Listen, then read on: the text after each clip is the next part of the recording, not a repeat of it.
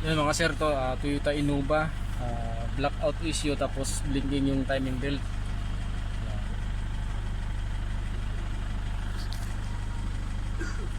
Matagal na tong ganito sir? Matagal na tong ganito? Matagal na siyang ganito? Matagal na po. Matagal na. Pero nabubuhay yan pag ano. Pag mainit, Oo. pag matagal na biyahe. Oo, matagal. Blinking yung timing belt mga sir, tapos hindi gumana. Lahat ng gauge sir hindi gumana, no? Tapos walang display yung auto. Ilaw sir, di kayo papapalit? Palit? Yung ilaw niya. Ah, Magkano papalit ng ilaw? ano sir? Yung mga sir, to na yung panel gauge ng Toyota Innova na blackout issue. Tapos hindi nagbi-blink yung timing belt. Tapos yan, lahat ng gauge hindi gumana. Yan. Pero sabi ng mayari, pag nakabiyahe na daw ng malayo, nagana daw sa bigla. Pero ngayon, hindi talaga siya gumana kahit galing silang Gentry. Yan, pag yung nainitan daw, nagana daw siya. Tapos magpapapalit na rin si sir ng backlight. Gusto daw niya yung blue sa magkabilaan. Katulad nung iba kong ginawa. Blue sa magkabilaan, tapos puti sa gitna. Yan, gawin natin ito mga sir. I-repair natin ito, palitan rin ng backlight.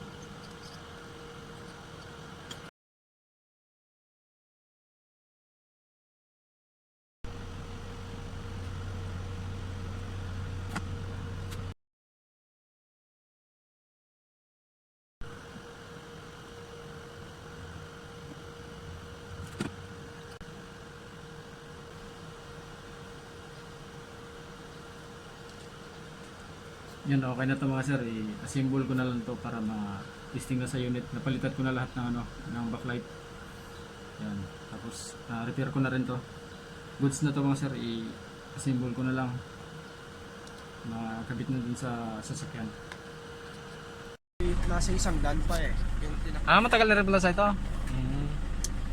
Yan mga sir, okay na yung yung panel gauge ng Toyota Innova na blackout issue. Yan. Okay na siya, may odo na, tapos RPM gana na, tapos yung fuel at saka temperature gana na rin. Tapos nagpapalit na rin si sir ng backlight, puti sa gitna, blue sa magkabilaang gilid. Yan. Fuel at saka temperature blue, sa RPM blue. Yan, okay na siya mga sir. Against the light lang pero kitang kita na siya. Mas maliwanag to mamayang gabi sir.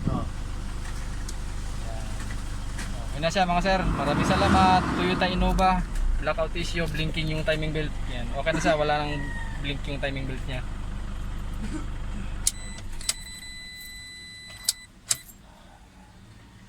Yan, okay na siya mga sir, hindi na nagbi-blink. Yan, maraming salamat. Against the light lang pero maganda yung ilaw niya, kulay blue at saka puti.